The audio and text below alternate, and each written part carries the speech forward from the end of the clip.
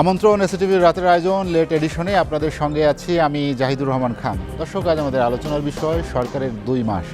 আর এই আলোচনায় আজ আমার সঙ্গে স্টুডিওতে আছেন বাংলাদেশ সুপ্রিম কোর্টের সিনিয়র আইনজীবী মোহাম্মদ শিশির মনির, আমার সঙ্গে আছেন রাজনৈতিক বিশ্লেষক সিনিয়র সাংবাদিক চর্চা.com-এর সম্পাদক সুরাভ হাসান। আপনাদের দুজনকেই আমাদের আলোচনায় স্বাগত জানাচ্ছি। আলোচনার শুরুতে সুরাভ হাসান, সুরাভ ভাই আপনার কাছে যেতে চাই। আপনি জানেন যে সরকার এরই মধ্যে 2 মাস পূর্ণ করেছে। শুরুতে যাত্রা এবং বলা হচ্ছিল যে নির্বাচনী ইশতিহার কালি মোছার আগেই, ভোটের কালি মোছার আগেই তারা নির্বাচনী অঙ্গীকার বাস্তবায়ন শুরু করেছে। সব মিলিয়ে 2 মাস আসলে কেমন গেল, জনআস্থা কতটুকুন ফিরেছে? যদিও সরকার থেকে বলা হচ্ছে যে সাফল্যই হচ্ছে আস্থা ফিরে এসেছে মানুষের মধ্যে। আপনার কাছে কি মনে হয়, বাস্তবতা কি তেমন? কোনো সরকারের আপনাকে ধন্যবাদ এবং শেষের মনির ভাইকে শুভেচ্ছা। কোনো সরকারের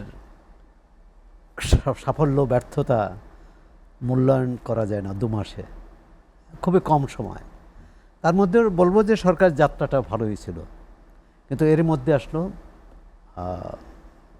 ইরান যুক্তরাষ্ট্র যুদ্ধের কারণে বাংলাদেশের উপর যে অভিঘাত, বিশেষ করে জ্বালানি সংকট। জ্বালানি সংকট এমন একটি বিষয় যে জনজীবনে মারাত্মক প্রভাব পড়ে এবং ইতিমধ্যে পড়েছে। দ্বিতীয় হচ্ছে সরকারের জুলাই সনদ নিয়ে যে সরকারের অঙ্গীকার এবং এখনকার অবস্থান, এটা নিয়ে জাতীয় সংসদে তো প্রবল বিতর্ক। এখন এটা দৃষ্টিভঙ্গির বিষয় না, অবস্থান থেকে সরে এসেছে। এখন তারা তো বলে যে আমরা সরে আসিনি। যাক, এটা একটা বিতর্ক। এর সমাধান কিভাবে হবে? এটা কি সংখ্যাগরিষ্ঠতার জোরেই হবে বা ন্যায্যতার জোরে হবে? অবশ্যই সংখ্যাগরিষ্ঠতা সেখানে। আমরা তো অনেক আইন, অনেক সিদ্ধান্ত সর্বসম্মতভাবে নেওয়া হয়, কিন্তু এক্ষেত্রে মনে হচ্ছে যে সংখ্যাগরিষ্ঠতার জোরে নেওয়ার একটা চেষ্টা আছে। দ্বিতীয় যে আইনশৃঙ্খলা পরিস্থিতি বা এই অর্থনৈতিক ব্যবসা বাণিজ্য, এক ধরনের মন্দা তো চলছে। এই সরকার যখন দায়িত্ব নিয়েছে তখনই বা তার আগে থেকে। আমাদের এখানে সবচেয়ে অবাক কাণ্ড, যখন যে সরকার আসে সে সরকার বলে যে আমরা একটা ধ্বংসস্তূপের মধ্যে বসে আছি, আগের সরকার সব ধ্বংস করে দিয়েছে।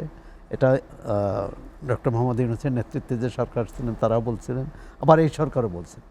তাহলে একটা প্রশ্ন যে এই 18 মাসে কি অর্জন হলো? 18 মাসে তো দেশের সেরা জ্ঞানীগুণী, বিদ্বজন, তারা দায়িত্বে ছিলেন, বিশেষজ্ঞ যার যার বিষয়ে তারা দায়িত্বে ছিলেন। আর তবে এটাও স্বীকার করতে হবে, বাংলাদেশের মতো এত জনবহুল একটি দেশে, এত সীমিত সম্পদে, এত আমদানি নির্ভর একটি দেশ, এই দেশ চালানো খুব কঠিন। আমি তো মনে করি এই দেশে যারা বিরোধী দলে থাকে তারা সবচেয়ে সুখী, সুবিধাজনক জায়গায় থাকার কথা আর কি। কিন্তু আমাদের এখানে তো এটা হচ্ছে গণতান্ত্রিক যদি রীতিনীতি মানা হয়, আর যারা ক্ষমতায় থাকে প্রতিটি প্রশ্নের জবাব দিতে হয় বা তাকে জবাবদিহি করতে হয়। এখন যদি না করে সেটা তো আলাদা, মানে যদি আমরা আগের ধারায় চলি। একটা বলবো যে এই সরকার যে প্রথম সিদ্ধান্তটা নিয়েছে শপথেরও আগে, মনে করি খুব ভালো সিদ্ধান্ত, এবং সেটি হচ্ছে এই যে শুল্কমুক্ত গাড়ি না নেওয়া, শুল্কমুক্ত গাড়ি না নেওয়া, রাজুকের প্লট না নেওয়া, ফ্ল্যাট না নেওয়া। এটি আমি মনে করি যে এই যে 3 দশক ধরে কিন্তু চলে আসছে, 2-1 ব্যতিক্রম ছাড়া সবাই কিন্তু এই সুবিধা নিয়েছে। আর যখনই বিরোধী দলে এবং এ ব্যাপারে বিরোধী দল ও সরকারি দলের মধ্যে একটা অলিখিত আন্ডারস্ট্যান্ডিং ছিল আগে, এটা আছে, এটা বলেছে। দ্বিতীয় যে কৃষক কার্ড, আর কৃষক কার্ড না, কৃষি ঋণ মওকুফ, 10,000 টাকার কৃষি ঋণ নিয়েছে।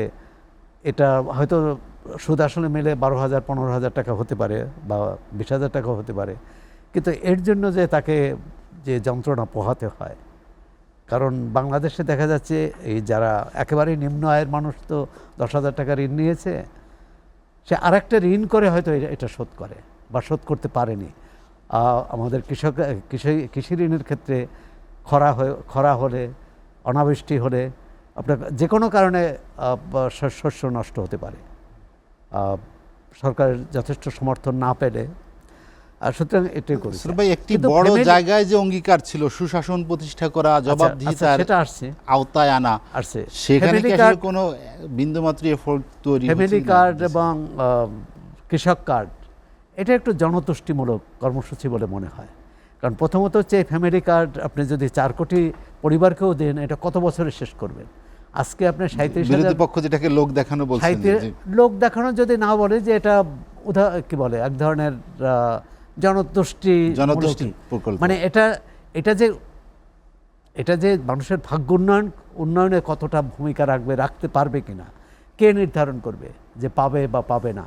যদি দলীয় লোকরা নির্ধারণ করে তো তার নিজের লোকদের, সত্যিকারের দরিদ্র লোক পাবে কিনা সেটাও এক ধরনের শঙ্কা আছে। আইন শৃঙ্খলার কথা বলছিলেন, আইন শৃঙ্খলা যে পরিস্থিতি খুব ভালো হয়েছে তা নয়, তবে এই 17ই ফেব্রুয়ারি তো দায়িত্ব নিল এই সরকার। দায়িত্ব নেওয়ার আগে যে সামাজিক যে অস্থিরতাটা ছিল, একটা উদ্বেগজনক অবস্থা ছিল, মানুষের মধ্যে একটা অনিশ্চয়তা ছিল, সেটা মনে করছে যে নির্বাচিত সরকার আসলে এটা কমবে। অনেক ক্ষেত্রেই কমে নাই, অনেক ক্ষেত্রেই আইনশৃঙ্খলা পরিস্থিতি নাজুক। আমরা প্রায়ই দেখি যে হতাহতের ঘটনা, সংঘর্ষের ঘটনা, সংঘবদ্ধ আক্রমণ সেটি তো কমে নাই। সংঘবদ্ধ মব যেটা বলেন, জি মব একেবারে যে নাই তা না, কিন্তু আগের তুলনায় বেশ কয়েকটি ঘটনা তো আমরা এর মধ্যে দেখলাম যে বেশ আলোচনায় এসেছে, বিশেষ করে কুষ্টিয়ারটি। তারপরে আমরা একজনের বাসার সামনে দেখলাম, মানে যেখানে আইন প্রয়োগকারী সংস্থারা চাইলে ব্যবস্থা নিতে পারত, কিন্তু তা না নিয়ে তারা নিজেরাই আইন হাতে তুলে না। এখন যে তারা প্রথমত হচ্ছে তাদের তো এখন ভয় পাওয়ার কথা না, কিন্তু যখন অন্তর্বর্তী সরকার ছিল অনেক ক্ষেত্রেই ভয়ে আইন শৃঙ্খলা রক্ষাকারী বাহিনীর সদস্যরা নামেনি যায়। এখন তো তারা অনেক ক্ষেত্রে পিটিও রাস্তা থেকে তুলে দেয়, সেটাও তো দেখি। সুতরাং এটা সরকার চায় কিনা, মানে এটা হতে দিতে চায় কারা করছে বিষয়টা। সুতরাং আমার কারা করছে এটা রাজনৈতিক শক্তি আছে, আবার অরাজনৈতিক শক্তিও আছে।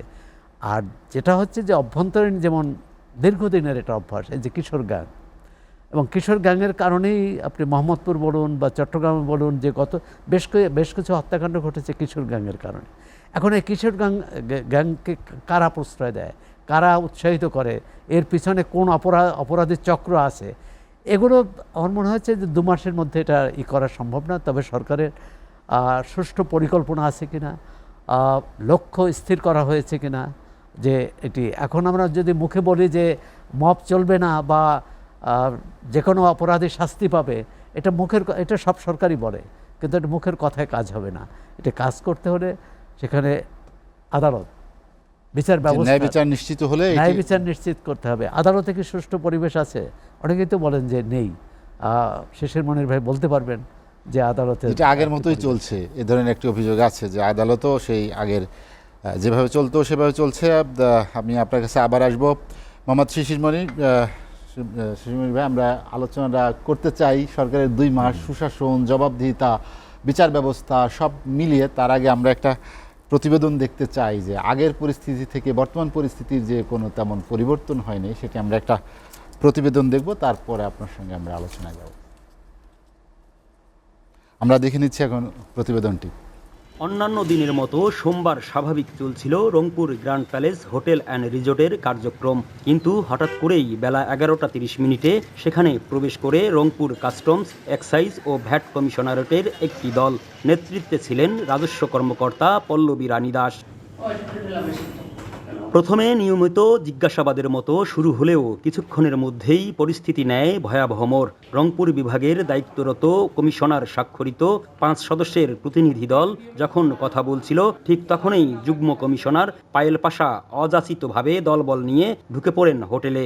আর শুরু হয় চাপ, হুমকি ও ভীতি ছড়ানোর ঘটনা। রেস্টুরেন্টে এসে এমন আচরণ শুরু করে দিয়েছে যে আমাদেরকে আমরা এখানে যে কি করতেছি না করতেছি, আমরা রেস্টুরেন্টে এই কারণে আমরা কোনো গেস্ট এখানে নিতে পারিনি। আজকে আমরা 4-5 ঘন্টা কোনো গেস্ট নিতে পারিনি এবং কি কোনো গেস্টে আমরা সার্ভিস প্রোভাইড করতে পারিনি। কারণটা অনেকটাই সন্ত্রাসী আচরণের মতো, ওনাদের বিহেভিয়ারটা অ্যাকচুয়ালি অফিসিয়াল বিহেভিয়ার না। এদিকে হোটেলের লবিতে অবস্থান নিয়ে পায়েল পাশা দামি মালামাল নিয়ে যাওয়ার হুমকি দেন, এমনকি নিজেকে প্রভাবশালী রাজনৈতিক ব্যক্তির ঘনিষ্ঠ পরিচয় দিয়ে প্রভাব খাটানোরও চেষ্টা করেন বলে অভিযোগ হোটেল কর্তৃপক্ষের। পায়েল পাশা যিনি আছেন অ্যাসিস্ট্যান্ট যুগ্ম কমিশনার এখানকার, উনি এসে বিভিন্ন রকম ভয়ভীতি দেখাচ্ছিলেন আমাকে। এক পর্যায়ে উনি ফ্লোর ভিজিটে যাবেন, তো উনি লিফটে যখন ওঠার পরে উনি আমাকে বলেন যে আপনি কি জানেন আমি যে সেই যুগ্ম কমিশনার না, আমার সাথে বিএনপির হাই কমান্ডের প্রতিদিন 3-4 বার করে কথা হয়। আমি চাইলে আপনাদের সব কিছু ক্রোক করে নিয়ে যেতে পারি। এই তাণ্ডবে আতঙ্ক ছড়িয়ে পড়ে হোটেলের অতিথিদের মাঝে। প্রায় 4 ঘন্টা রেস্টুরেন্টে প্রবেশ বন্ধ হয়ে যায়, স্থবির হয়ে পড়ে পুরো সেবা কার্যক্রম। 4 ঘন্টা আমি কোনো বিজনেস কোনো কিছু করতে পারি না। তারা এক পর্যায়ে আমাকে আমার রেস্টুরেন্টের ভিতরে ঢুকে আমাকে হুমকি দামকি শুরু করেন। শুধু তাই নয়, অভিযোগ আছে হোটেলের কম্পিউটার সহ মূল্যবান জিনিসপত্র নিয়ে যাওয়ার চেষ্টা করা হয়। বাধা দিলে উল্টো হোটেলের কর্মকর্তাদের আটক করার হুমকি দেওয়া হয়। এ সময় পায়েল পাশার নির্দেশেই অপর এক কর্মকর্তা নিজ হাতে একটি বিবৃতি লিখে জোরপূর্বক এজিএম এর কাছে স্বাক্ষর নেয়, যা সন্ত্রাসী কর্মকাণ্ডের শামিল। অফিসারকে নির্দেশ দেন একটা বিবৃতি লেখার জন্য। জানি না কি বিবৃতি লিখেছেন উনি সেই কাগজটা আমার কাছে এনে বলেন সিগনেচার করতে, বা সিগনেচার মানে করতে না চাওয়ায় উনি আমাকে যেটা বললেন সেটা হচ্ছে আপনি এবং আপনার এক্সিকিউটিভ শেফ যে আছেন দুজনকে কিন্তু কোমরের ভেতর নিয়ে যাব। শেষ পর্যন্ত লুটপাটে ব্যর্থ হলেও ক্ষমতার অপব্যবহার করে গুরুত্বপূর্ণ নথিপত্র জব্দ করে নিয়ে যায় ওই দল। এ সময় সংবাদ সংগ্রহ করতে গেলে ক্ষিপ্ত হয়ে ওঠেন যুগ্ম কমিশনার পায়েল পাশা। তার বক্তব্য চাইলে তিনি উল্টো নিজের মোবাইল দিয়েই প্রতিবেদকের ভিডিও ধারণ করে চোরের মতো দ্রুত গতিতে গাড়িতে উঠে পালিয়ে যান। আপনি একটু বলতে পারেন তো, আপনি তো আপনি একটু আপনি কি নিয়ে যাচ্ছেন, কেন আসলেন ভাইয়া প্লিজ। এইটা তো লুকোচুরির কিছু নাই। এই ঘটনায় চাঞ্চল্য তৈরি হলেও এখনও সংশ্লিষ্ট দপ্তরের পক্ষ থেকে মেলেনি কোনো স্পষ্ট ব্যাখ্যা। অভিযোগ উঠেছে জনগণের আমানত রক্ষার দায়িত্বে থাকা কর্মকর্তারাই কি এখন ক্ষমতার অপব্যবহারে জড়িয়ে পড়েছেন। এই ঘটনায় তদন্ত ও দায়ীদের বিরুদ্ধে ব্যবস্থা নেওয়ার দাবি জানিয়েছে হোটেল কর্তৃপক্ষ সহ সংশ্লিষ্টরা। Ashikur Rahman, defence, SATV, Rangpur. শিশুমের আপনি দেখছিলেন প্রতিবেদনটি। রাজস্ব কর্মকর্তারা যেখানে নিয়মিত ভ্যাট ট্যাক্স যে প্রতিষ্ঠান পরিশোধ করে, তারপরও তার একটা দলবল নিয়ে অনেকটা সন্ত্রাসী কায়দায় কোনো ধরনের একটি চিঠি তারা দিয়েছে 20 তারিখেই স্বাক্ষর করে। সেখানে আছে যে প্রবেশ, তল্লাশি, আটক, জব্দকরণের জন্য ক্ষমতা অর্পণ, এবং রাজস্ব কর্মকর্তা, সহকারী রাজস্ব কর্মকর্তা যারা গেজেটেড অফিসার না তাদেরকে এই ক্ষমতা দিয়ে তারা এই যে হোটেলটিতে গেল। আপনার কাছে জানতে চাওয়া যে আইন হিসেবে আসলে এই যে কর্মকাণ্ড সেটি বাংলাদেশের আইন বেআইনি কিনা, বা এটি সন্ত্রাসী কর্মকাণ্ড যেটি জোর জবরদস্তিমূলকভাবে একজনের কাছ থেকে তার কাছে যাওয়া, সেখানে ব্যাখ্যা চাওয়া বা যন্ত্রপাতি নিয়ে আসা, জব্দ করা, আটক করা, এই ক্ষমতা আসলে তাদের কে দিয়েছে? বাংলাদেশের সংবিধান এটি দেয় কিনা? দেখেন, আমাদের দেশের সমস্যাগুলোকে এভাবে পিসমিল দেখলে হবে না। এখানে পিসমিল দেখে যে যার পক্ষে যায় সেভাবে টেনে নিয়ে যায়, এবং এটার একটা প্রতিযোগিতা আছে, কে কারটা কোন দিকে টেনে নিয়ে যেতে পারে, তিনি অধিকতর শক্তিশালী। একটা অভ্যুত্থানের পরে একটা সোসাইটিতে অস্থিরতা থাকে, এটা শুধু বাংলাদেশে না, পৃথিবীর সব অভ্যুত্থান পরবর্তী সমাজে অস্থিরতা থাকে। অভ্যুত্থান তো একটা স্ট্যাটাসকোকে চ্যালেঞ্জ করে অভ্যুত্থান হয়, এটা হয়েছে এই দেশে। হওয়ার পরে সেটি ছিল তো এটার বিরুদ্ধেই, যে এই ধরনের যারা ক্ষমতা, সেটা হওয়ার পরে কারো কাছে কোনো আলাদিনের চেরাগ নাই যে এটা হয়ে যাওয়ার পরে সব স্ট্যাটাসকো ভেঙে দিলেন আপনি, এরপরে স্ট্যাটাসকোটা আবার একেবারে প্রিসেট হয়ে যাবে, আর আপনি বাটন টিপবেন, everything will be correct and right in order. এটা ভাবনাটাই একটা ইমপ্র্যাকটিক্যাল। একটা অভ্যুত্থান হয়ে যাওয়ার পরে অনেক অনেক কিছু উত্থান পতন হয়েছে, অনেক স্ট্যাটাসকো ভেঙে গেছে, অনেকটা রিঅর্গানাইজ হয়েছে, অনেকটা লোয়ার হয়েছে, অনেকটা আপার হয়েছে। সমস্যাটা কোথায় জানেন? সমস্যাটা হলো আমাদের দেশের ইনস্টিটিউশনগুলোকে আমরা প্রপারলি ফাংশন করতে দেই না। আমরা মনে করি সরকার মানে সর্বেসভা। ডেমোক্রেসিতে সরকার তো সর্বেসভা নয়। কিন্তু একটা লোক সরকার গঠন করেছে, আমার বাড়িতে একজন মারা গেছে, তাও সরকারের দোষ। ইন্টারন্যাশনাল যুদ্ধ লেগেছে, তাও আমরা মনে করি সরকারের দোষ। ক্যাম্পাস দখল করেছে, তাও আমরা মনে করি সরকারের দোষ। সরকারও আচরণ কীভাবেই করে। যেমন ধরেন, আমি মাঝে মাঝে খুব অবাক হই, প্রেস ক্লাবের সামনে দাঁড়িয়ে মার্ডার মামলার বিচার চাচ্ছে মানুষ প্রধানমন্ত্রীর কাছে। প্রধানমন্ত্রীর হস্তক্ষেপ ছাড়া বিচার হবে না। আচ্ছা, এটা কি প্রধানমন্ত্রীর কাজ? বিচার কি প্রধানমন্ত্রী করবেন? আর যখন আপনি দেখবেন এরকম এক্সপেকটেশন জনগণের মধ্যে জাগ্রত হয় যে বিচারটাও সরকার করবে, খাদ্যটাও সরকার দিবে, তেলটাও সরকার দিবে, মঙ্গা দেখা দিলেও সরকার সেটা নিয়ন্ত্রণ করবে, ক্যাম্পাস দখল হলে সরকার সে নিয়ন্ত্রণ করবে, আসলে কি পারবে সরকার? No, answer is simply no. জি, যদি আমরা মনে করি যে এটা সরকার পারবে, তাহলে আমরা ডেমোক্রেসি সম্পর্কে ধারণাই নেই। লিমিটেড গভর্নমেন্ট কাকে বলে ইন দি কনস্টিটিউশন, লিমিটেড গভর্নমেন্টের ফাংশনের লেভেলটা কি, এটা আমাদের দেশে সরকার এনক্রচ করে ফেলে। আমরা জনগণ মনে করি সরকার মানে বিধাতা হয়ে গেছে। এই মিসকনসেপশন থেকে অনেক কিছুর জন্য সরকারকে আমরা দায়ী করি। সরকারও একটা হামবরা ভাব দেখায়, ওই ফ্যামিলি কার্ড দিচ্ছে এটার জন্য সে গর্ব অহংকার করছে, কৃষক কার্ড দিচ্ছে এটার জন্য সে ফোকাস করছে। প্রাইম মিনিস্টারের দপ্তর থেকে দেখলাম একজন বলেছেন যে একটা চিঠি দেখলাম আমি, যে চিঠিতে লেখা আছে সকল মিডিয়াতে যেন স্ক্রল যায়। কি স্ক্রল? 2 মাসে সরকারের প্রতি মানুষের আস্থা ফিরে এসেছে। আচ্ছা বলেন তো দেখি, আস্থা যদি ফিরে আসে এটা কি বলতে হয়? এটা কি ঘোষণা দিয়ে আস্থা আসবে? If I feel confident, I will be confident.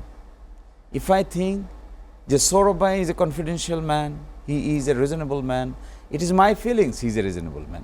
Sourav ভাই শুড নট সে যে I am a reasonable man, তাহলে আসলে এটা রিজনেবল হবে না। এই কনসেপ্টের জায়গাটাতে আমি দেখি নানান ধরনের মিসবিহেভিয়ার। আচ্ছা বিচারপতি, বিচারক, কোর্ট, তার নিয়ম আছে, তার সিস্টেম আছে। এটাকে আপনি যদি এস্টাবলিশ করতে পারেন তবে আপনি ডেমোক্রেসি দেখতে পাবেন। না পারলে আপনি দূর থেকে মাঝে মাঝে ছড়ি ঘুরাবেন, এত তো ডেমোক্রেসি হবে না। পার্লামেন্ট, এটার একটা ফাংশন আছে, ইন্ডিপেন্ডেন্স আছে, তারা ফাংশন করবে, আইন পাস করবে। এখানে গিয়ে কে কার চাইতে বেশি আমরা গলাবাজি করতে পারি, এটা তো এখানে ইম্পর্টেন্ট ইস্যু না। ইম্পর্টেন্ট ইস্যু হলো এই রিস্ট্রাকচারটাকে স্ট্রাকচার করতে কী ধরনের আইন দরকার, এখন কি দরকার, 50 বছরের কি দরকার, 100 বছরের কি দরকার, তখন আপনার উইজডম হবে। এটা নাম উইজডম। আচ্ছা অপরাধ কি এক কারণে হয়? অপরাধ তো নানান কারণে হয়। বহু লোক অপরাধ করে ফাইন্যান্সিয়াল ক্রাইসিসের কারণে, বহু লোক আছে হার্ড অ্যান্ড ক্রিমিনাল, বহু লোক আছে সার্কামস্টেন্সেসের শিকার। এই যে মাল্টিফ্যাক্টর অপরাধের ডাইমেনশন, এটা বুঝতে পারাটাও রিসার্চ গবেষণার ব্যাপার। ফলে আমি এটাকে এভাবে দেখি যে ইনস্টিটিউশনসগুলো যদি প্রপারলি ফাংশন করতে না পারে উইথ এন্ট্রান্সড এস্টাবলিশ কালচার, কোনো সরকারের ঘাড়ে 10টা মাথা নাই যে এই দেশকে তারা প্রপারলি পরিচালনা করতে পারবে। সরকার is a triggering factor. Government যদি ইফিশিয়েন্ট হয় তাহলে ইনস্টিটিউশনসগুলো আরও ইফেক্টিভলি ওয়ার্ক করে। গভর্নমেন্ট যদি ইনএফিশিয়েন্ট হয় তাহলে সে তালগুল পাকায়। তো এখানে আমি দেখছি এই অনাস্থাটা ক্রিয়েট, আমি যদি সরকার হতাম এই অনাস্থা কোনো দিন ক্রিয়েট করতাম না। জুলাই সনদের বাস্তবায়ন এবং জুলাই সনদ বাস্তবায়ন আদেশ নিয়ে যে কনফিউশনটা ক্রিয়েট করেছে, আমি মনে করি this is the biggest strategic mistake on the part of the government. এটা তাদের করা উচিত হয় নাই। They will suffer for that. On the other hand তারা সিম্পল লাইফ লিড করার কথা বলছেন, এক্সাম্পল দেখাচ্ছেন, আই অ্যাপ্রিসিয়েট ইট। তারা কম বিদ্যুৎ খরচ করবে বলছেন, প্রটোকল বেশি ব্যবহার করেন না, রাস্তায় ছাড়া যান, দ্যাট আই অ্যাপ্রিসিয়েট। সিনেমা দেখতে যান, এটাও আমি অ্যাপ্রিসিয়েট করি। মানুষের পার্সোনাল লাইফ থাকা দরকার। তারপরে কার্ড দিচ্ছেন, খাল খনন করার জন্য উদ্যোগ নিচ্ছেন, টাকা কোত্থেকে আসতেছে এই হিসাব পরে, বা দে আর টেকিং দ্য ইনিশিয়েটিভস। এই টাকা তো আমাদেরই টাকা, এমন না যে সরকার কোনো জায়গা থেকে মানিয়ে নিয়ে দিয়ে দিচ্ছে। ফলে আমি এই দুটোকে it's too early to make a conclusion, but morning shows the day একটা মিস্টেক করেছেন বিরাট। এই মিস্টেকের খেসারত তাদের দিতে হবে যে সেকেন্ড শপথ না নিয়ে এবং জুলাই সনদ কেন্দ্রিক মানুষের মধ্যে যে টেনশনটা ক্রিয়েট করেছেন, it is the biggest political mistake. On the other hand service ওরিয়েন্টেশনে যে কাজগুলো করার চেষ্টা করছেন, এগুলোকে আমি অ্যাপ্রিসিয়েট করি। আর থার্ড হলো, আমরা দেখতে চাই government is humble, creative, innovative, problem solving, complex প্রবলেমের ইজি সলিউশন।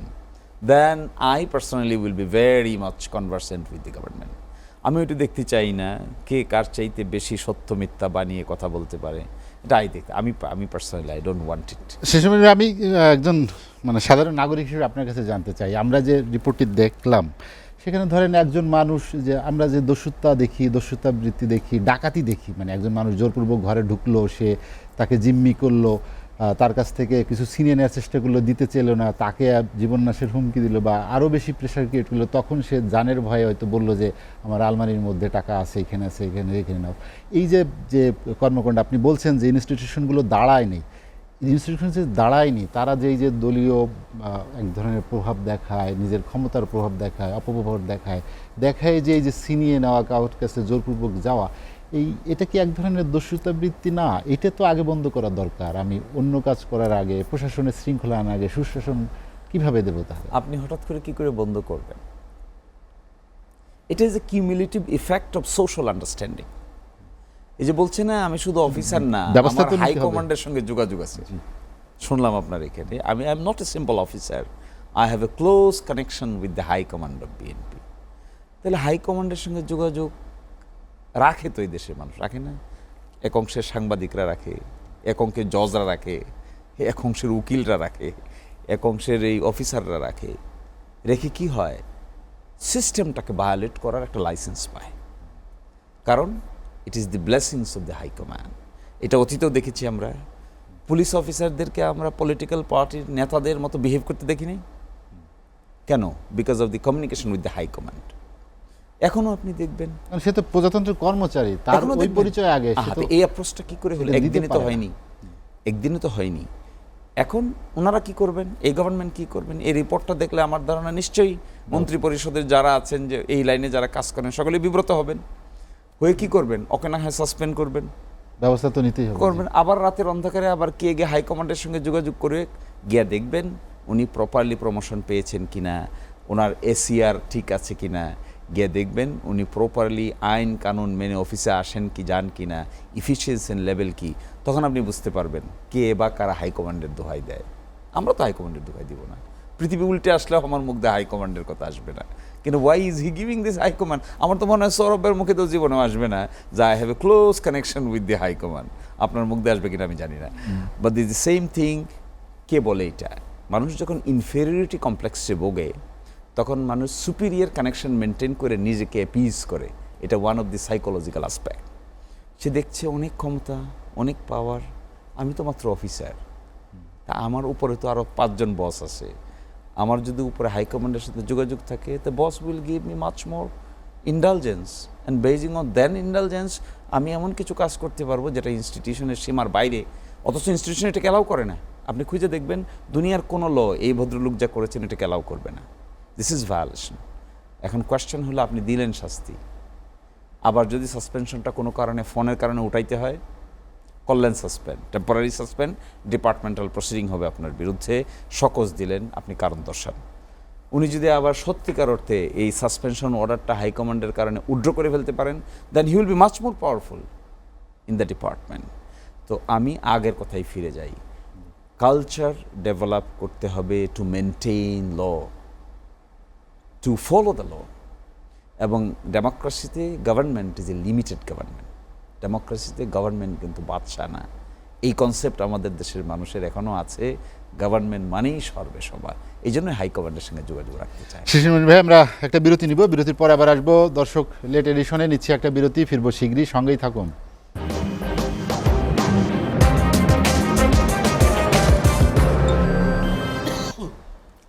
দেখছেন এসটিভি রাতের আয়োজন লেট এডিশন। বিরতির পর আমরা আবারও ফিরছি আলোচনায়। সুরাব হাসান, সুরাব ভাই, আপনি যেটি বলছিলেন সুশাসনের জন্য প্রশাসনের যে অতি উৎসাহী কর্মকর্তা, এর আগে আপনি দেখেছেন নিশ্চয়ই যে পুলিশে ছিল, সব ডিপার্টমেন্টে এরকম ছিল, তেমন একটা কালচার আবার ফিরে আসছে কিনা, বা আগের কালচারটাই আমরা কন্টিনিউ করছি কিনা?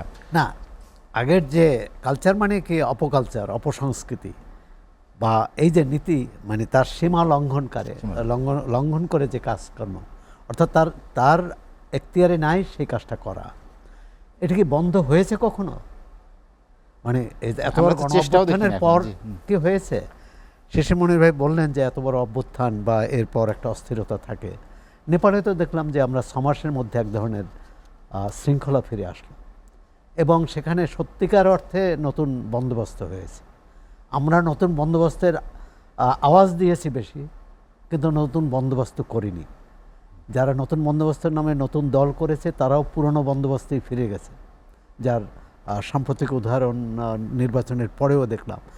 একটা হচ্ছে আইন মেনে চলা। আমি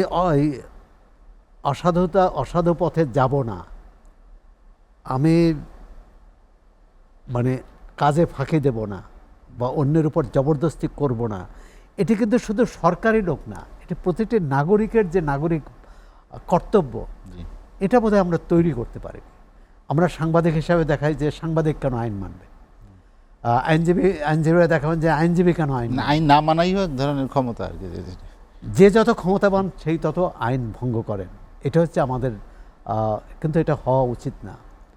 জাপানে একটা পড়েছে না অভিজ্ঞতা, যে যিনি যত বড় কর্মকর্তা তিনি সবচেয়ে বেশি অফিসে সবচেয়ে বেশি সময় থাকেন, বেশি কাজ করেন। আর আমাদের এখানে উল্টো, ব্যতিক্রম বাদের সবখানে। যে ঘটনা পড়লেন অনেকগুলো কিন্তু এর চেয়েও উদ্বেগজনক। আজকে দেখলাম যে চট্টগ্রাম এক কলেজে আপনার এই ফলকে লেখা, যে দেয়ালে স্লোগান লেখা, যে সেখানে একটি ছাত্র সংগঠনের সেখানে গুপ্ত নাম দিয়েছে। এটা নিয়ে সংঘাত, মারামারি হবে কেন? সে নাম যদি বলে দেয় তার প্রতিবাদ হবে, এবং প্রতিবাদে প্রশাসন আছে, দরকার আইন শৃঙ্খলা রক্ষাকারী বাহিনী আছে। এই যে মারামারি হলো, এবং মারামারি হওয়ার পর স্বাভাবিকভাবে শেষমেশ নির্বাহী যেভাবে বললেন যে স্থানীয় যে থানা পুলিশ, তারা দেখবে যে কে কোন দলের, ক্ষমতাসীন দলের হলে তার প্রতি তার এক ধরনের আচরণ হবে। কিন্তু এরকম বাংলাদেশে খুবই কম থানা পুলিশকে পাবো যে নিরপেক্ষভাবে, নির্মোহভাবে বিষয়টি দেখবেন, সেটি নাই। একজন হাসপাতালের চিকিৎসক, তিনি ওই হাসপাতালের এই ঢাকা শহরে ব্রাকের যে সাবেক ক্যাম্পাস, তার সামনে তাকে ছুরিকাহত করা হয়েছে। কেননা তিনি টেন্ডারে যে অনিয়ম বা ওই কাজে, উন্নয়ন কাজে অনিয়ম হাসপাতালের, সেটা তিনি বাধা দিয়েছিলেন, এবং তারা ছদ্মবেশে এসেছে, মানে মাস্ক পরে। মানে এইসব ঘটনা চলছে। কিন্তু এখন সরকার কিভাবে এটা করবে? একটা হচ্ছে রাজনৈতিক স্থিতিশীলতা, রাজনৈতিক অস্থিরতা কমানো, রাজনৈতিক স্থিতিশীলতা বাড়ানো, এবং সেটা তখনই হয় সংসদের বাইরে, যখন পরিবেশটা একে অপরের পরিপূরক হয়ে কাজ করে। অর্থাৎ সরকারি দল বিরোধী দলের পরিপূরক হয়ে কাজ করবে, বিরোধী দল সরকারকে ভালো কাজে সহায়তা করবে, মন্দ কাজের সমালোচনা করবে। কিন্তু আমরা তো দেখলাম ইতিমধ্যে শুরু হয়ে গেছে, প্রধানমন্ত্রী থেকে শুরু করে অনেকেই, যে বিরোধিতাকে, সমালোচনাকে সহজভাবে নিতে পারেন না। ধরেন জামাত ইসলামের প্রসঙ্গেই আসছে, জামাত ইসলামে ৭১ একটি ভূমিকা নিয়েছে। তো সেটা কি নির্বাচনের আগে আগে বিএনপি নেতারা জানতেন না? এখন বা জুলাই সনদের প্রশ্ন আসলেই যে ৭১ আসে কেন? ৭১ আসলে তাহলে ৭১ এটা মীমাংসা হোক, জামাত ইসলামে ৭১ কী করেছে। কিন্তু আপনি যখন সরকার সমালোচনা করবেন তখন ৭১ আসবে। অর্থাৎ তুমি এই সমালোচনাটা করো না, মানে এটাও কিন্তু নৈতিকভাবে ঠিক নয়। আবার যে কোনো অন্যায়ভাবেও সরকারকে যদি সমালোচনা করা হয়, এখন একটা আমি বলবো যে শেষের মনির ভাই বলেছেন, এই যে জুলাই সনদ নিয়ে সরকারি দলের যে ভূমিকা, এটা অবশ্যই সমালোচনা করি। কিন্তু আমার মনে হয় যে এর মধ্যে একটা গলতটা এই জাতীয় ঐক্যমত্য, অর্থাৎ অন্তর্বর্তী সরকারই এটা করে গেছে। তারা ঠিক সবাইকে সন্তুষ্ট করতে যেয়ে একটা গোজামিল দিয়েছে। জানি না যে শেষের মনির ভাই একমত হবেন কিনা। এক ধরনের, যেমন না হলে এই যে জুলাই সনদের যতগুলো বিষয় ছিল, ৩৮টি বিষয় না, ৩৮টি বিষয়ে যদি আপনি নোট অফ ডিসেন্টই দেন, তাহলে তো ওইটা একমত হলো না, মানে ঐক্যমতে পৌঁছতে হলো না। তাহলে প্রধান উপদেষ্টা যেটা বলেছিলেন যে যতটুকু তারা ঐক্যমত্য হবে এটা নিয়ে আমরা নির্বাচন করব, সেটাও হয়নি। ঐক্যমত্য রাখলেন, আবার গণভোটে যে প্রশ্ন দিলেন, এটাও তো দুর্বোধ্য। মানে ৪টি প্রশ্নের কেউ তো ৩টে সমর্থন করতে পারে, কেউ ৪টিই পারে, আবার একটা ব্যাপারেও আপত্তি থাকতে পারে, সেখানেও কিন্তু এই অপশন নেই। দ্বিতীয় হচ্ছে যে, আবার বলবো যে একসঙ্গে চলা, মানে এখন অভ্যুত্থানের সময় তো এই প্রশ্নগুলো আসে না, আসছে অন্তর্বর্তী সরকারের সময়ও প্রশ্ন আসছে, কিন্তু সেটা তো এক ধরনের মীমাংসা করা হয়েছে।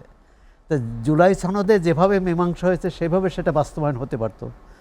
আবার যেমন ধরেন এই সুপ্রিম কোর্ট সচিবালয়, এটার সাথে তো এই যে এতগুলো বিষয়ে জড়িত হওয়ার কথা না। সচিবালয় যদি আমরা বিচার বিভাগের স্বাধীনতা চাই, যদি বিচার বিভাগকে নির্বাহী বিভাগের নিয়ন্ত্রণ মুক্ত চাই, তাহলে তো সচিবালয় করতে হবে, সেটা নিম্ন আদালত এবং উচ্চ আদালতের বিষয়। কিন্তু সম্ভবত আমাদের নির্বাহী বিভাগ অতীতের মতোই একটা নিয়ন্ত্রণ রাখতে চায়, এবং যেটা সত্যি ন্যায় বিচারের পরিপন্থী, আইনের শাসনের পরিপন্থী এবং গণতন্ত্রের পরিপন্থী। সুরভ হাসান ভাই, আমি আপনার কাছে আবার আসবো। শিশির মনির, যেটি নিয়ে আলোচনা করছিলাম, আপনি বলছিলেন যে বিশেষ করে সরকারের ভুল, একটি বড় ভুলের কথা আপনি উল্লেখ করেছেন। জুলাইয়ের যে আকাঙ্ক্ষা, জুলাই অভ্যুত্থানের যে আকাঙ্ক্ষা, সেটির ক্ষেত্রে যখন সবাই একমত ছিল, এখন আপনি দেখছেন যে সেখান থেকে আসলে অনেক বিচ্যুতি বেরোচ্ছে, বা দৃষ্টিভঙ্গির হয়তো আমরা পরিবর্তনও দেখতে পাচ্ছি। জুলাইয়ের পরে যে কাজগুলো করার কথা ছিল সেটি যেমন হয়নি, মানুষ হতাশ হয়েছিল, সেই হতাশা আস্তে আস্তে বাড়ছে কিনা সব ক্ষেত্রেই। ধরেন আপনি জুডিশিয়ারিতে যেমন আছেন, সেখানে পাবেন প্রশাসনে, পুলিশে, বা যে আচরণগুলো পরিবর্তন চেয়েছিলেন সেটি তো আসলে পরিবর্তন হয়নি। এটার মূল কারণ কি?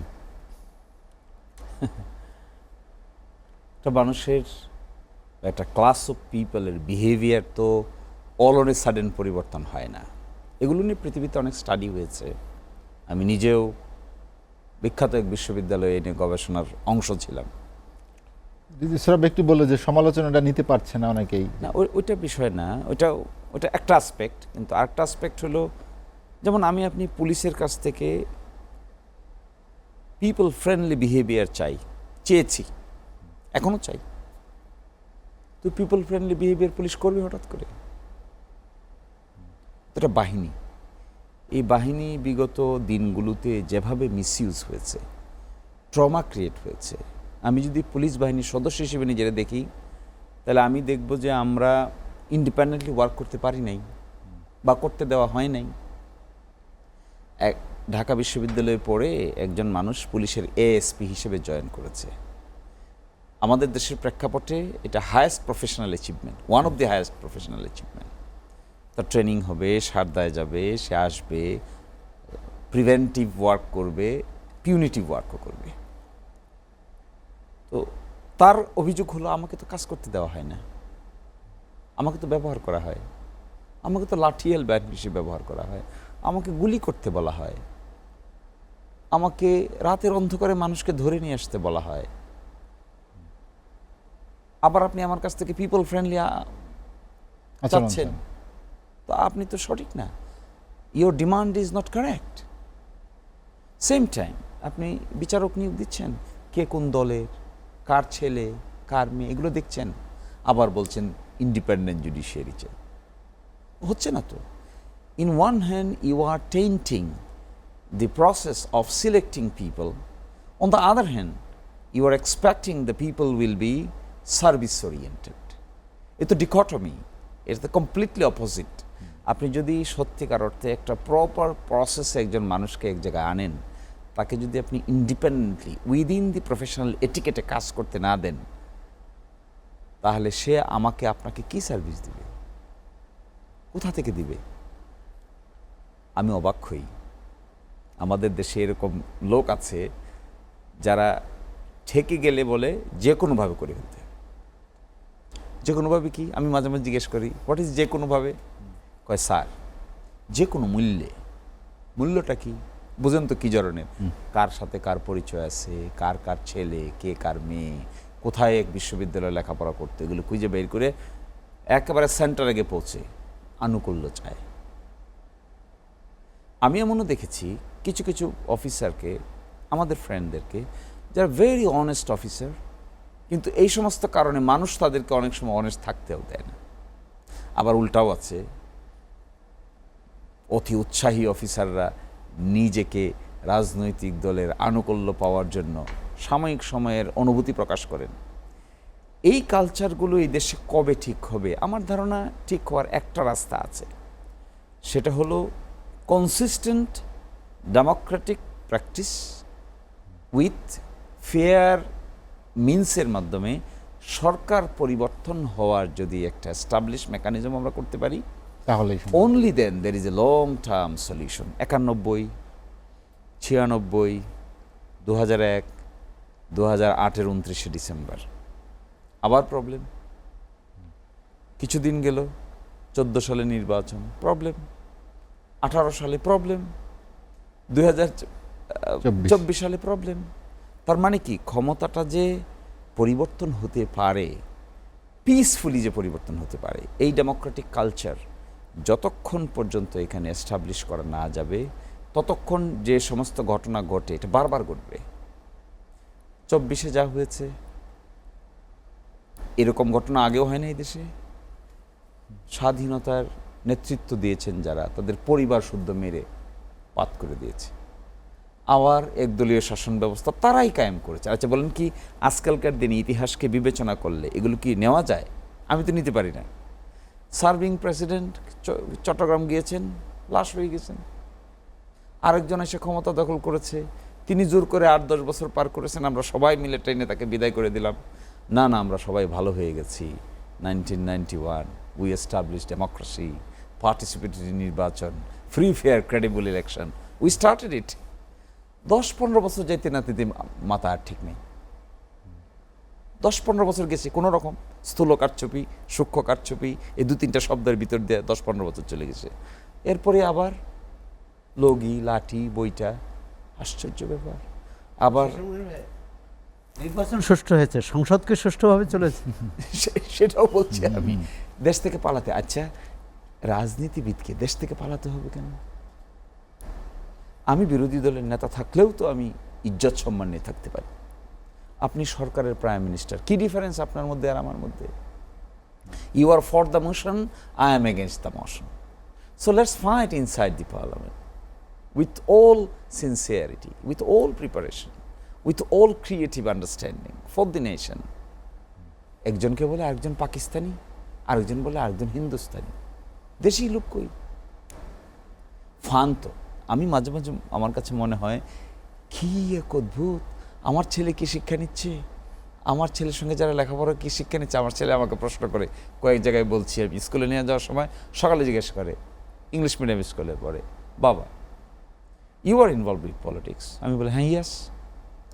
So you are doing politics, you can't solve the simple problem of traffic jam. In every day morning I am going to school, sitting on a single circle for half an hour. Then what do you do? What is your politics? আমার answer কি? Sorry বাবা, sorry, we will try. This is what is the root cause. আর একটা ঘটনা, দুইটা ঘটনা, এটা root cause না। এটা রুট কজ থেকে উদ্ভূত বিভিন্ন জন বিভিন্নভাবে মোল করে। সিস্টেমটাকে মোল করতে না দিতে চাইলে ইনস্টিটিউশনালাইজেশন ছাড়া কারো বাবারও ক্ষমতা নাই এককেন্দ্রিক সরকারের উপর ভিত্তি করে দেশ চালাইতে পারে। বাংলাদেশ ব্যাংকের গভর্নর, আমি তো দেখেছি পৃথিবীর বিভিন্ন দেশে ব্যাংকগুলোর গভর্নর বিরাট ব্যাপার। সেন্ট্রাল ব্যাংকের, আমেরিকান ফেডারেল ব্যাংকের গভর্নর বিরাট ব্যাপার। এই ইনস্টিটিউশন এত powerful, even the president can't intervene. আর আমরা সকালে হায়ার করি, বিকালে ফায়ার করি। তো কোনো প্রেস্টিজিয়াস লোক যাবে এখানে? কোনো সম্মানী লোক, এক্সপেরিয়েন্স লোক যাবে এখানে? বলবে কাকে? সালাম করে পায়ে ধরে। How fun! একটা প্রেস্টিজিয়াস লোক, একটা বিশ্ববিদ্যালয়ের ভিসি, ঢাকা বিশ্ববিদ্যালয়ের প্রফেসর, সুপ্রিম কোর্টের আইনজীবী পায়ে ধরে সালাম করতে পারে তো political leader. How fun is this? এই যে নৈতিক অধপতন যেটি বলা হয়, যে নৈতিক অবস্থান তার এত নিচে চলে গেল, সেই লোকগুলোকেই তো বারবার পছন্দ সবার, যারাই ক্ষমতায় যায়। এটা কেন জানেন? বলছি না, এটা ডিসএগ্রি করার লোককে কেউ পছন্দ করে না। সবাই জি হুজুর লোক পছন্দ করে। জি হুজুর লোক আমার বিবেচনায়, আমি একটা ছাত্র সংগঠন বিভিন্ন সময় পরিচালনা করার আমার এক্সপিরিয়েন্স আছে, কোনো জি হুজুর টাইপের লোক আপনাকে শেষ পর্যন্ত ভালো কিছু দিতে পারবে না। শেষ পর্যন্ত ভালো কিছু যদি চান, তাহলে যার ইন্ডিপেন্ডেন্ট ওপিনিয়ন আছে তিনিই পারবেন আপনাকে শেষ পর্যন্ত সহযোগিতা করতে। কোনো জি হুজুর টাইপের লোক সামনে থেকে চলে যাওয়ার পরে আর কোনো কন্ট্রিবিউট করতে পারে না। তো আমরা কি পারবো সেই জি হুজুরের বাইরে গিয়ে চ্যালেঞ্জ যারা করে তাদেরকে ইনভাইট করতে? যদি না পারি তাহলে সলভ করতে পারবো না।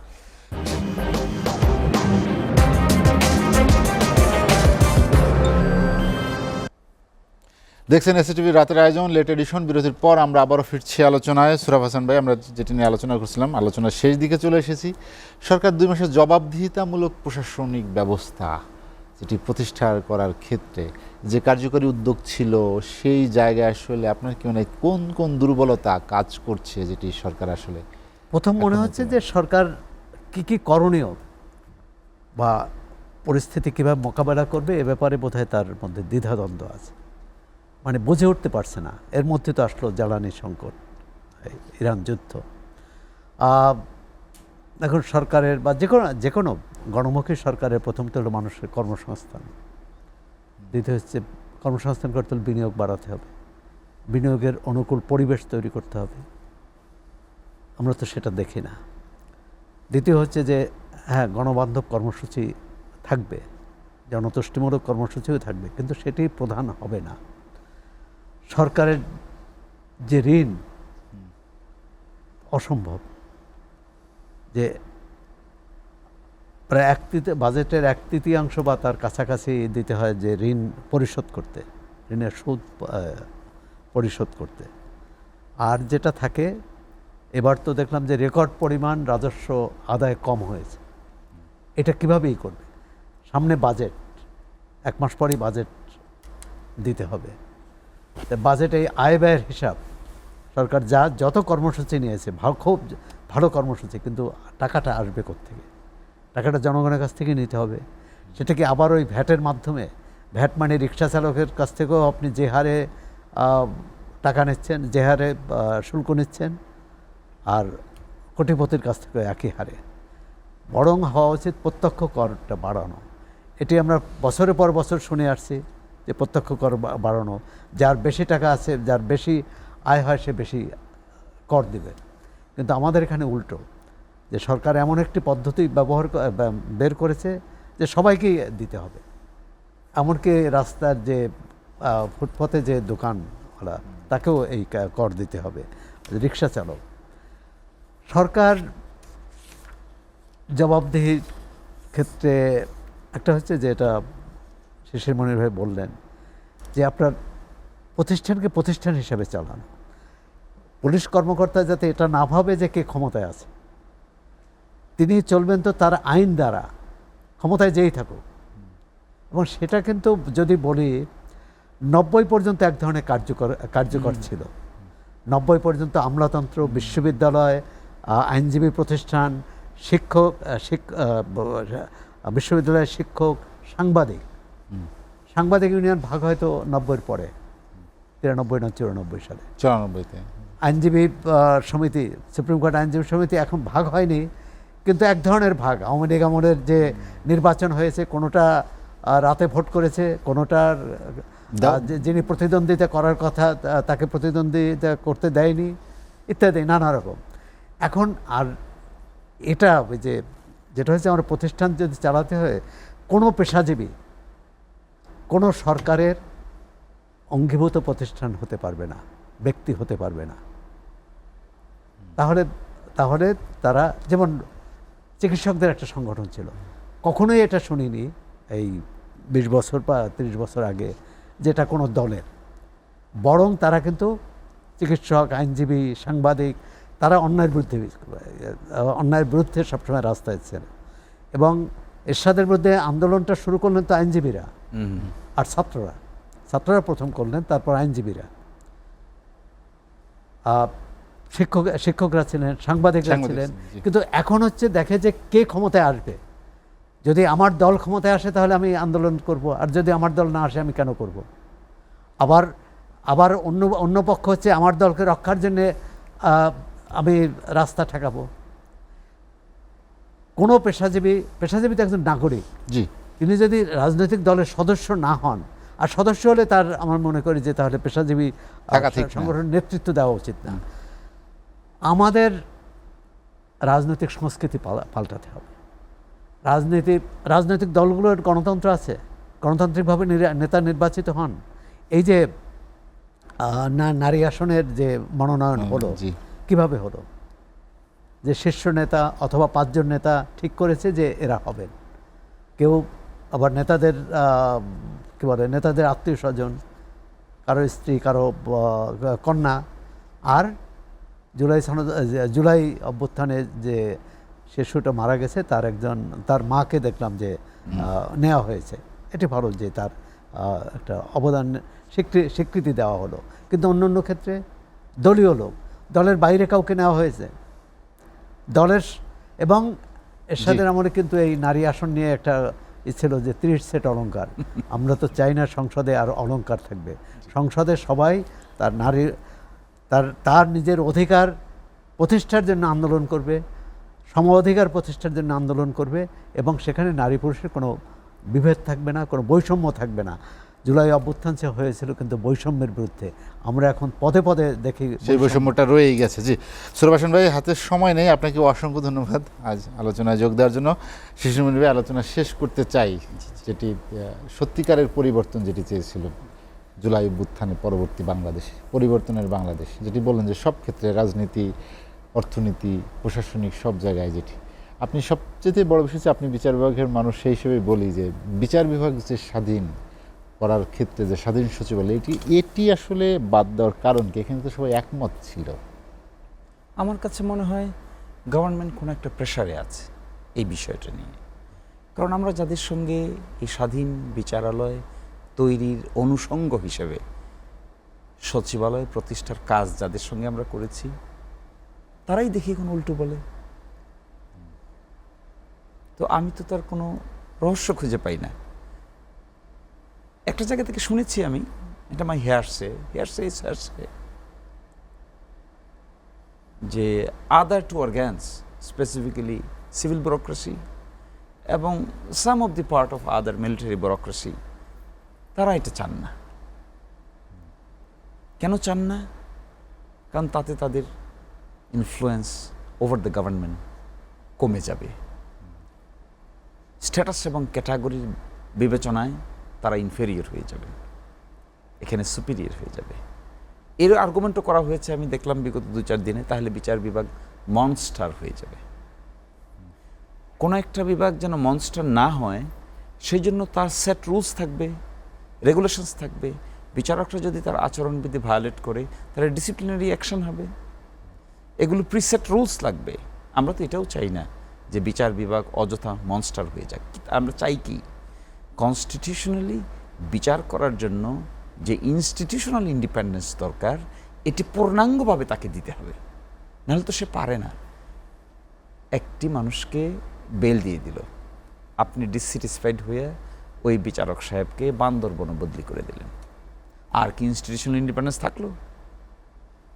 আপনি একজন মানুষের রাতে আদালত বসিয়ে তাকে শাস্তি দিতে বললেন, তিনি শাস্তি না দিয়ে কোর্টে আসলেন না। আমি এরকমও দেখেছি অতীত আমলে 2-4 জন বিচারক অসুস্থতার ভান করে কোর্টে আসেন নাই, কারণ একদিনে অনেকগুলো সাক্ষী নিয়ে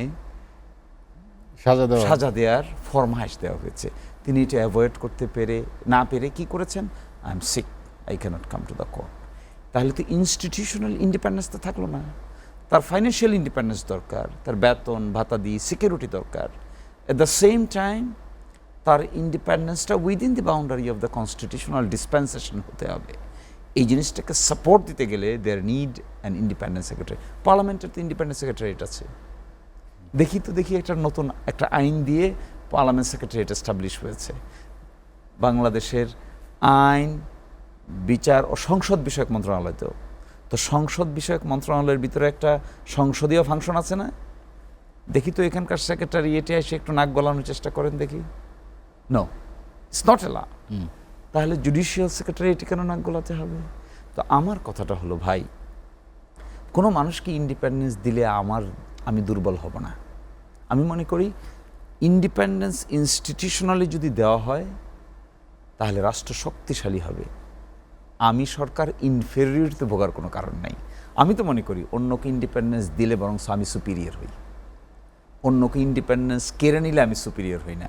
আমি কোনো মানুষের আইনমন্ত্রী তো সংসদে বলেছেন যে সরকারকে দুর্বল করে এমন কোনো আইন তো তারা সমর্থন করতে পারেন না। তাহলে সরকার ইনফেরিয়রিটি কমপ্লেক্সে ভুগছে, যে আমার রাষ্ট্র মেকানিজমে 3টে অর্গ্যানের প্রতিটা যদি ইন্ডিপেন্ডেন্টলি ফাংশন করে তাহলে আমি দুর্বল হয়ে যাব। তাহলে this is what is inferiority complex. বরঞ্চ সরকারের কি বলা উচিত ছিল, আমার বিচার বিভাগ স্বাধীনভাবে ফাংশন করে, আই ফিল প্রাউড। আমার পার্লামেন্ট আইন প্রণয়নের ক্ষেত্রে ভিগারাস অ্যাক্টিভিটি করছে, আই ফিল প্রাউড।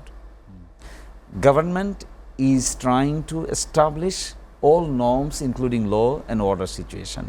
গভর্নমেন্ট এই কাজের মাধ্যমে নিজে স্যাটিসফাইড হওয়ার কথা। এখন আমি দুর্বল হয়ে যাব যদি আমার বিচার বিভাগ সবল হয়, তার আমার ইনফেরিয়রিটি কোথায়? আমি কেন তো ইনফেরিয়ার? আমি তো বলবো আরও এটা, যে আমার একটা অর্গ্যান ইন্ডিপেন্ডেন্টলি ওয়ার্ক করছে, আই ফিল প্রাউড। আমি রেস্ট অফ দ্য ওয়ার্ল্ডকে দেখাবো, yes, look at my judiciary, how are they functioning, it is my pride. আমার সময়কালে আমি ইন্ডিপেন্ডেন্স। মানবাধিকার নিয়েই বা কেন আসলো যে মানবাধিকার এই আইনটি না করে আগের আইনটি আবার ফিরিয়ে আনা হলো? বলা হচ্ছে ওটার দুটো কারণ। এটা সিক্রেটটা কি জানেন? 2009-এর আইনে ল এনফোর্সমেন্ট এজেন্সির ডেফিনেশনটা 2009-এর আইনে নাই। 2025-এর আইনে এনফোর্সিং এজেন্সির ডেফিনেশনের ভিতরে একেবারে ডিজিএফআই থেকে শুরু করে ডিবি পর্যন্ত সকলকেই ইনক্লুড করা হয়েছে। মানবাধিকার কমিশনকে পাওয়ার দেওয়া হয়েছে টু ইনভেস্টিগেট করতে পারবে, তারা ক্ষেত্রমতো অ্যারেস্টও করতে পারবে। এবং এই মানবাধিকার কমিশনের চেয়ারম্যান যারা হবেন এবং মেম্বার যারা হবেন তারা ইন্ডিপেন্ডেন্টলি অ্যাপয়েন্টেড হবে, তাদেরকে সরাইতে পারবে না সরকার। সরাইতে গেলে সুপ্রিম জুডিশিয়াল কাউন্সিলে হাইকোর্টের বিচারপতিদেরকে যেভাবে সরানো হয় তাদেরকে সরানোর একই মেকানিজম অবলম্বন করতে হবে, তাহলে দে আর ইন্ডিপেন্ডেন্ট। আইনের পাশে একটা কমেন্ট ছিল, দেখবেন কমেন্ট ছিল কেন এই আইনটা তারা বাদ করতে চায়। একটা কারণ ছিল যে সরকারের কোনো মন্ত্রণালয়ের অধীন নয় এই হিউম্যান রাইটস কমিশন। আচ্ছা, হিউম্যান রাইটস কমিশন পৃথিবীর কোনো জায়গায় সরকারের কোনো মন্ত্রণালয়ের অধীন থাকে? সরকারের কোনো মন্ত্রণালয়ের অধীনেই যদি থাকে তাহলে হিউম্যান রাইটস কমিশনের দরকার কি? শিশির ভাই, যা হাতে সময় নেই, আপনাকে অসংখ্য ধন্যবাদ আমার সঙ্গে আলোচনায় যোগ দেওয়ার জন্য। সুরাব হাসান, আপনাকে অসংখ্য ধন্যবাদ। দর্শক জানিয়ে রাখি, লেট এডিশন পুনঃপ্রচার হয় সকাল 8টায়। আজ এ পর্যন্তই। ভালো থাকুন, সুস্থ থাকুন, এসএটিভির সঙ্গেই থাকুন।